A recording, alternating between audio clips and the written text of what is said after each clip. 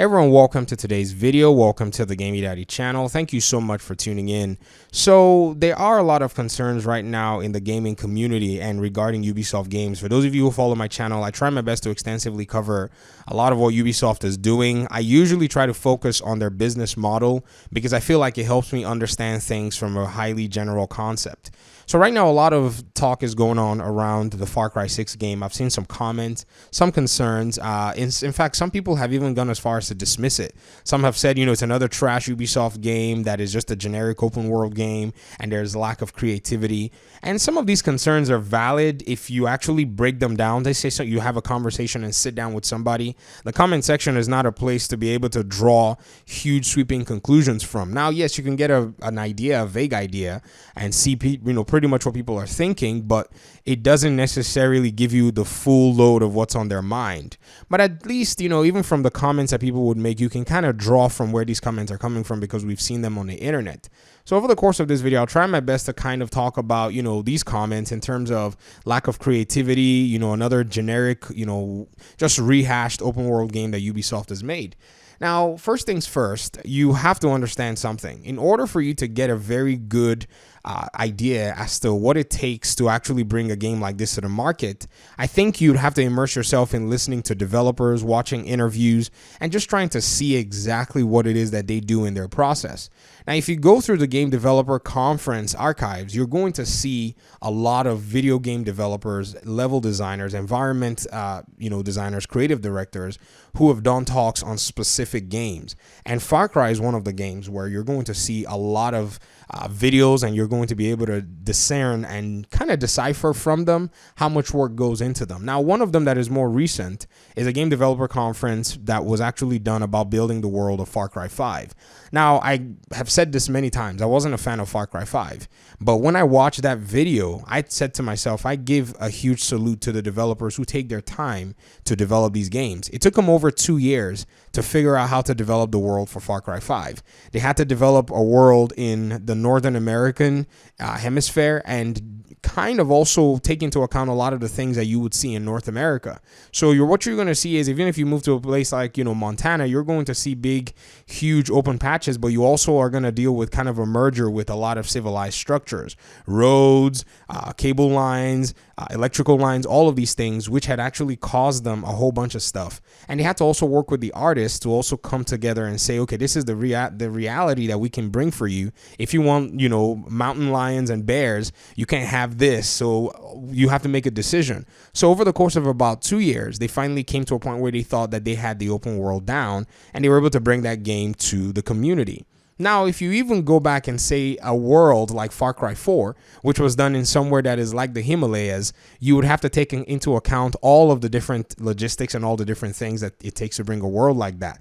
Then bring it to a world like Yara, which is in Far Cry 6, which is island world, which is, yes, quite similar, as many people have said, to Far Cry 3.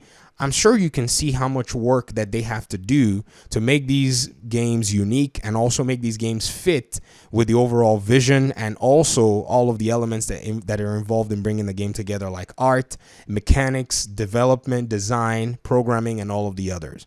So it's something to appreciate. Even though it may seem like the same hashed games, one thing about human beings is we're creatures of habit. Many people like these games because they know exactly what they're getting. Some people are saying, I'll wait for it to go on sale. It's no problem. You're still making Ubisoft money. Whether you buy it for $3 or whether you buy it for $30, it's a digital software. They're still going to be making money. That's one of the things that many people don't tend to realize. They say, oh yeah, I'm not going to pay $60 for it. Doesn't matter. It's a digital concept. So if 1 million people buy it for $3, another 1 million people buy it for $6, and another 1 million people buy it for, $30, Ubisoft still makes all of that money back into their pocket. So that's something to also consider as well if you decide however you want to buy the game, whether at full price or whether at sale price. These are things that you must also kind of consider.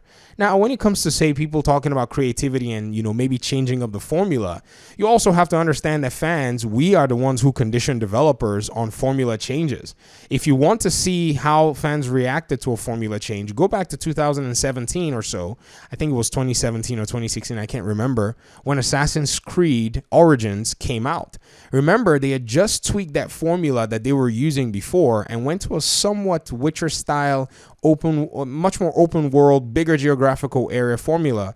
And there were people who did not like it. In fact, some people swore that was no longer an Assassin's Creed game. In fact, when Odyssey came out, it even became worse. Some people said, I don't recognize this franchise anymore, and I can't deal with this. And I'm sure that feedback made its way to developers, it made its way to creative directors, it made its way to decision makers, in the studio at large, and even in the publishing company at large. And so I think they probably took those signals as well. And a franchise like Far Cry, which is just bringing in the steady money, bringing in the steady fandom, I think they probably are very wary in a sense of touching it just way too soon. Remember, Assassin's Creed does have over 20 something iterations. So if probably they made those changes around like Assassin's Creed 19, I think they probably, felt they were at that point. Far Cry nonetheless is quite younger in a sense, or doesn't have as many iterations. So Far Cry is probably going to continue to get churned in the very similar way that things are. Maybe not too long. Maybe we're probably going to see a change in formula, but this is what Ubisoft is doing. Now, let's look at some areas where Ubisoft made huge sweeping changes. Tom Clancy's X-Defiant, and also Tom Clancy's Ghost Recon, the new one that just got revealed on the 5th of October. Fans are already somewhat disappointed with these two concepts. And for those fans, what they would like is to have the good old formula that was being used in these Tom Clancy games. Isn't it interesting that some of the Far Cry people, or some people who criticize Far Cry, say this formula seems like it's already overused, whereas the Tom Clancy fans are actually saying we would just like you to keep the formula the way that it is. So it's kind of this weird push and pull. Now, I don't think Ubisoft has abandoned the old formulas for Tom Clancy. In fact, I think what they're doing is they're just testing, and they needed some of their IPs that have some what I call something that you can recognize. They have recognizability to them, and they wanted to use them to try to get into the open world battle royale, FPS, Fortnite type money. So they decided, somebody in the decision making process said it's Tom Clancy because they got more guns over there. And so they took X-Defiant, which is a blender of Ghost Recon, The Division, and I don't even know what the other one is. And they took the villains from those groups and they started to work on this concept, and they revealed it. They did closed alpha tests, and then the audience responded however it was that they wanted. Then I think they decided somewhere that a Ghost Recon version was actually decent, and so they went with that. And they also probably are watching and looking at the feedback that fans are given. Now, also, they didn't even just leave the Ghost Recon fans hanging. In fact, they did something where they actually revealed another expansion or something. And even with the Tom Clancy Division fans, they also did something where they revealed another Tom Clancy game being set in another universe. So they kind of pushed out the new idea, and then they pushed out a version of the old idea to kind of see how the fans would respond, but not have the fans feel like they're abandoning the old formula. And even then, the fans still are feeling like the old formula is being advanced, just because those new IPs seem to be trying to shadow what the free-to-play models are doing. And so it's quite interesting to kind of see the conversations. And to me, all I'm just doing is just studying and I'm just watching. But, I think at the end of the day, they understand that they have audiences for each individual game and each individual type of game.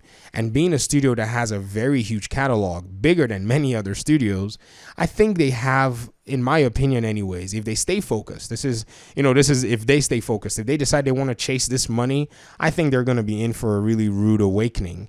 But if they stay focused, I think they can continue to serve their changing audience as well. So if many of us, haven't been paying attention, the gaming landscape is changing. For those of us who are of the Atari, Commodore 64, I say those of us, sorry. For those of you, because I'm not of that generation of gamers, I was probably not born in that time, gaming is changing. Even though I relate more even to that generation of gamers from playing The Division and serving in the Gamey Daddy community, reaching out to dads and grandpas that are of the 35 all the way through 65 and 80-year-old demographics, I have to say that it appears that the gaming is changing, that these gaming companies are trying to position themselves for the next generation of gamers.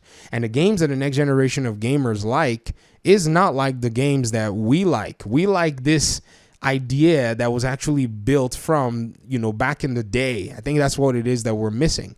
But nonetheless, I think the development companies also understand that even the back in the day gamer is a high spender. if you understand what I mean. And they still want to make games for us, but they also want to make games now for the former 18-year-old and 19-year-olds who are now getting into their 20s and have a little bit more money to spend. And I think they believe that these kids are going to be the whales for them to be able to farm all those credits. Most of us are not necessarily big on spending extra money, or going with these free-to-play models. So what I think they're doing, especially today, you could have seen it. It was a two-pronged approach. They try to reach out to that community who wants to get into the free-to-play, very fast-paced model, and then they try to reach out to the good old community who's always kind of just, wanted the old school gaming.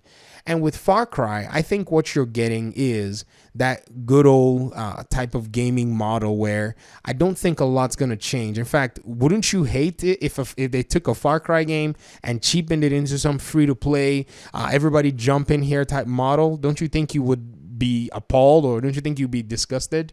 So right now, what this model is in Far Cry is probably a safe bet for them while they take risks. The only sad thing is they took Tom Clancy's name to go take all of these different risks. Anyways, this video was supposed to be a Far Cry video, but one thing I try to always make sure that I put as a caveat, and I did at the beginning of this video, is just say that Ubisoft is a complex machine. So many nuts and bolts. If you look at one thing from a tunnel vision perspective, you're going to miss out exactly what you think is going on. You really have to weigh in a lot of other factors when you're trying to analyze anything. So a simple Far Cry game is something where if you look at it in the portfolio of Ubisoft as a whole, you understand exactly where this game and this IP stands. The next Far Cry is going to probably be very similar. There shouldn't be any surprises about that. So those people who want to play Far Cry understand, okay, I'm going to go play this particular type of game. Yes, I'll get a different setting. I'll get a different story. I'll get different characters, but this is what I'm going to be dealing with. They're not going to be in for any surprises, and I don't think the Far Cry community is in for any surprises right now. They just want their villains, they just want their chaos, they just want their madness, and that's what Ubisoft is giving them every single time they launch a Far Cry game.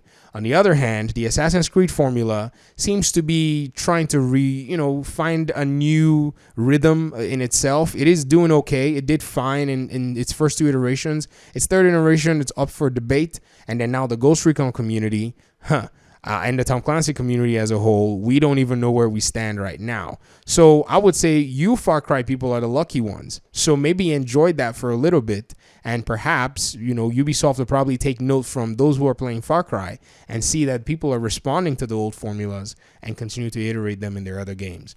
All right, I'll get out of here. Thanks for listening. Peace out.